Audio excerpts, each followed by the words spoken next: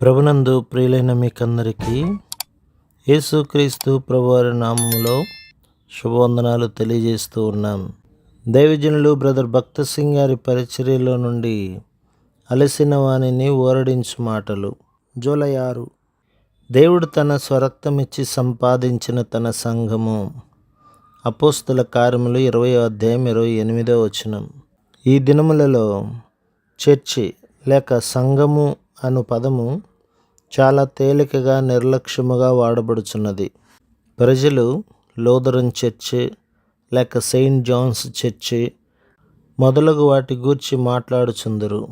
కానీ బైబిల్లో ఏ భవనం కూడా చర్చి అని పిలువబడలేదు. ఆ విధముగా ఉపయోగించుట మానవ తలంపు నుండి వచ్చినదే. బైబిల్ నందు దేవుడు సంఘము అని మాట్లాడినప్పుడు క్రీస్తు ప్రభు యొక్క ప్రశస్త రక్తము చేత విమోచింపబడిన సమూహమునకే ఆ పదము ఉపయోగించుచున్నాడు.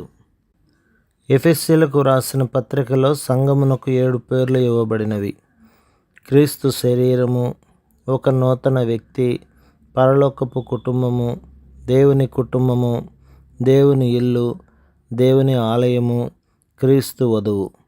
ఎఫెసీ పత్రిక 1వ అధ్యాయం 23వ వచనం, 2వ అధ్యాయం 15వ వచనం, 3వ అధ్యాయం 15వ వచనం, 2వ అధ్యాయం 19వ వచనం, 2వ అధ్యాయం 2వ వచనం, 2వ అధ్యాయం 21వ వచనం, 5వ అధ్యాయం 32వ వచనం.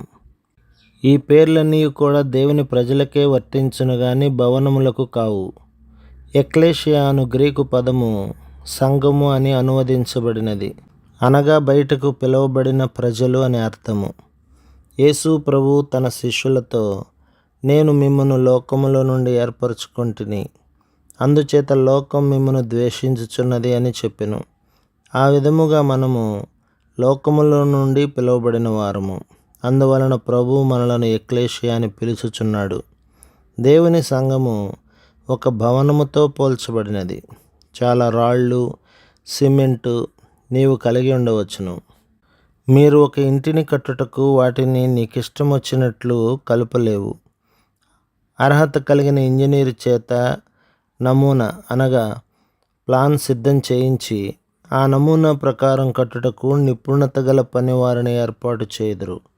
ఆ పని జరుగుచున్నప్పుడు పని మీద నియమించబడిన పర్యవేక్షకులు కానీ పనివారు కానీ ఆ ప్లాన్లో ఎట్టి మార్పులు చేయుటకు అధికారము కలిగి ఉండరు.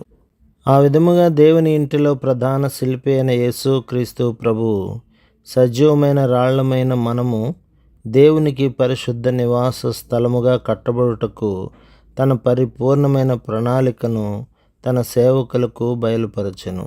వారు దేవుని పనిని పర్యవేక్షించుటకును పనిలో తోడ్పడుటకును నియమించబడిరి. కానీ పరలోక ప్రణాళిక నుండి తప్పించుటకు వారికి అధికారము లేదు. దేవుని సేవకులమైన మనము దేవుడు బయలుపరిచిన ప్రణాళికకు నమ్మకముగా నుండినట్లు శ్రద్ధ వహించవలెను. మానవ జ్ఞానమునకు సంబంధించిన భూ సంబంధమైన ప్రణాళికను అనుసరించి నిర్మించరాదు. దేవుడు ఇంగ్లండు ప్రణాళికను అనుసరించిన చర్చి లేక మెథడిస్టు ప్రణాళిక లేక మానవ కల్పితములైన ప్రణాళిక చొప్పున నిర్మించడు. ఆయనకు తన సంపూర్ణమైన సమగ్రమైన ప్రణాళిక కలదు.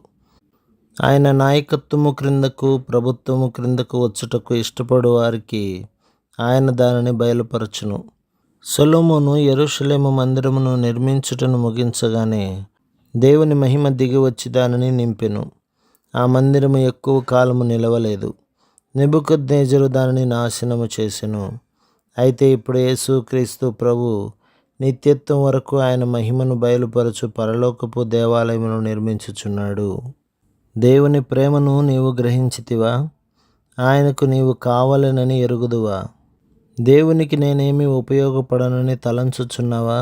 దేవుడు నన్ను సేవకు పిలిచినప్పుడు నా బలహీనతలు, బుద్ధిహీనతలు నేను ఎరిగి ఉండుటను బట్టి నన్నెందుకు ఏర్పరచుకొనని ఆశ్చర్యపడితిని. నేను ధారాళముగా మాట్లాడలేను, తడబడుదును, నత్తివాడను, సంగీతములో ఒక శృతిని కూడా పాడలేను. నేను ఏ బైబిల్ కళాశాలకు వెళ్ళలేదు. నాలాంటి వానితో దేవుడేమి చేయగలడు?